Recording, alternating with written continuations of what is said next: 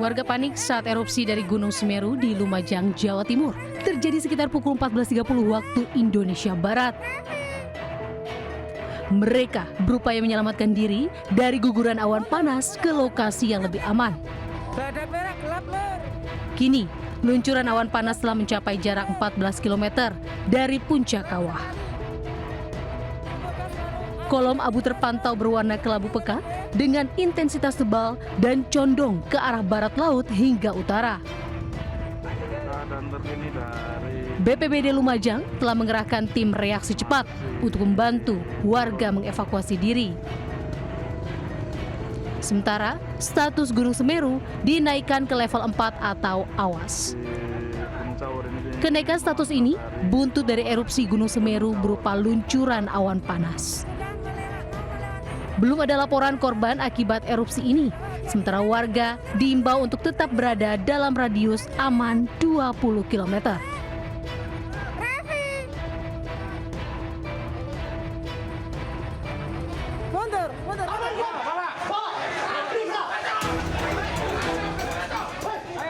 Adu mulut antar warga dan petugas keamanan mewarnai proses eksekusi 38 rumah di Desa Jumput Rejo, Kecamatan Sukodono, Sidoarjo, Jawa Timur.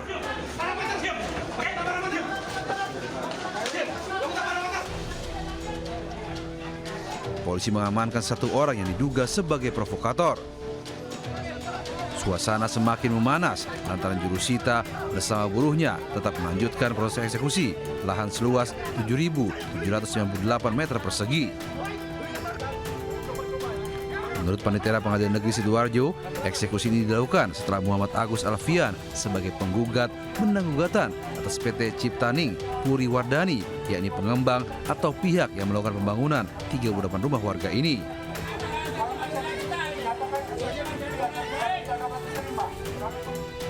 Sedangkan warga yang bertahan mengaku selama ini telah melakukan angsuran dan sebagian lagi telah melunasi pembayaran kepada pihak pengembang. Warga pun bersikukuh untuk tetap menempati rumah mereka. Setelah mediasi yang alot, petugas kemudian melakukan eksekusi rumah yang berada di barisan depan perumahan. Sedangkan 36 rumah lainnya yang akses jalannya terdapat portal masih dijaga warga yang menolak eksekusi. Dari Sidoarjo, Jawa Timur, Yoyo Agusta melaporkan.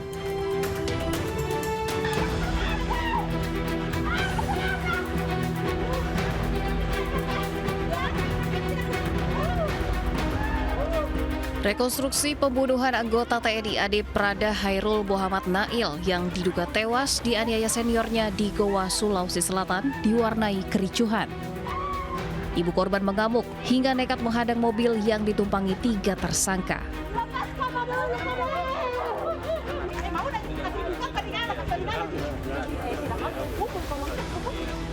Sejumlah personil TNI berupaya menenangkan ibu korban. Usai memperagakan sejumlah adegan penganiayaan, ketiga tersangka langsung dibawa ke kantor Denpom Makassar.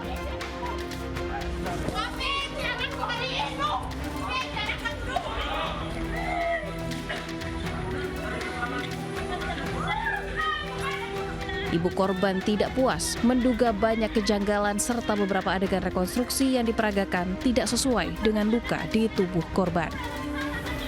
Tidak terima saya dibunuh karena saya memang orang biasa, saya orang bodoh, tapi saya itu kasih jadi anakku TNI, tidak ku masukku, tidak dibiarkan dipukul seperti itu, tidak dibunuh. Saya itu mau ku bilang mau mengabdi negara. Sebelumnya pada 11 Oktober 2025 lalu, Prada Hairul Muhammad Nail tewas diduga akibat dianiaya oleh 3 orang seniornya di dalam barak batalion Yon Arhanud 4 Kabupaten Goa. Korban sempat dibawa ke Rumah Sakit Umum Daerah Syekh Yusuf Kabupaten Goa dan keluarga menemukan luka bekas penganiayaan. Dari Kabupaten Goa, Sulawesi Selatan, Bukma, iNews melaporkan.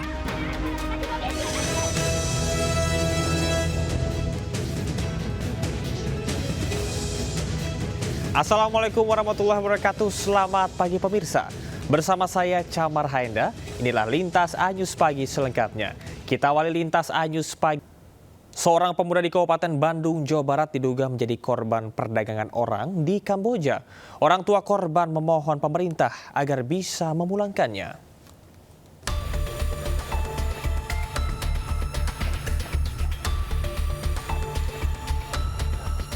Pemuda bernama Rizky Nurfadila, usia 18 tahun, diduga menjadi korban tindak pidana perdagangan orang di Kamboja. Warga desa Dayakolot, Kabupaten Bandung, Jawa Barat ini diketahui berangkat ke Jakarta 3 minggu yang lalu bersama temannya. Kepada keluarga, ia mengaku mengikuti seleksi tim sepak bola Sparta FC yang disebut berafiliasi dengan PSMS Medan.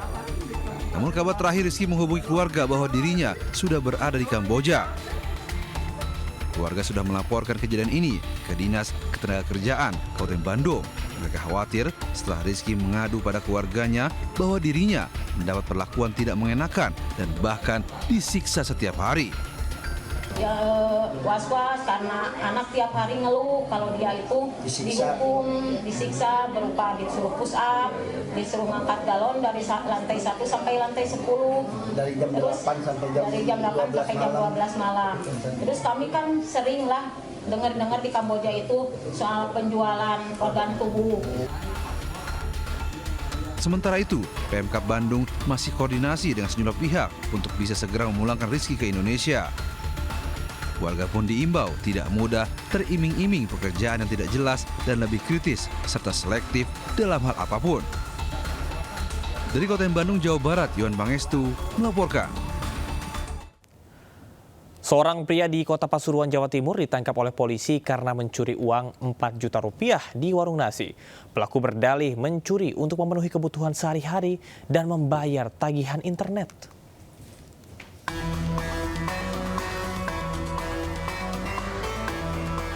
Seorang pria mengendap-endap di sebuah warung nasi di Pasuruan, Jawa Timur. Ia menyamarkan dirinya dengan mengenakan helm dan masuk saat kondisi sepi. Kemudian ia mengambil tas berisi uang 4 juta rupiah lalu kabur. Setelah mendapat laporan korban, polisi menangkap pelaku di rumahnya. Berkat kamera CCTV pemilik warung, tim Buru Sergap Polsek Purworejo dan Polres Pasuruan Kota berhasil menangkap M di rumahnya. Saat penggeledahan, polisi mendapati uang hasil curian bersama tasnya. Di hadapan petugas, pelaku mengaku terpaksa mencuri tas untuk memenuhi kebutuhan sehari-hari dan membayar tagihan internet. Ya, untuk keperluan pribadi, dia melakukan seperti itu untuk melakukan keperluan pribadi. Untuk mempertanggungjawabkan perbuatannya, tersangka ditahan di kantor polisi. Ia dijerat pasal tentang pencurian dengan ancaman 5 tahun penjara. Dari Pasuruan, Jaka Samudra melaporkan.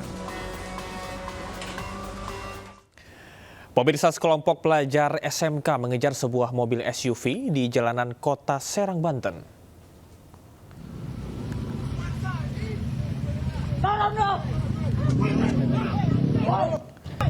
Dalam video ini, para pelajar SMK yang mengendarai motor mengejar mobil yang juga dikendarai pelajar lain di Jalan Sohari, Cipanes, Serang, Banten. Kejar-kejaran berlangsung cukup lama. Pengemudi mobil kurang konsentrasi dan menabrak mobil lain hingga mobilnya terguling. Beruntung tidak ada korban akibat peristiwa ini. Pihak Polresta Serang Kota mengatakan pengemudi mobil sempat diteriaki mesum oleh seseorang sehingga berujung dikejar para pelajar SMK.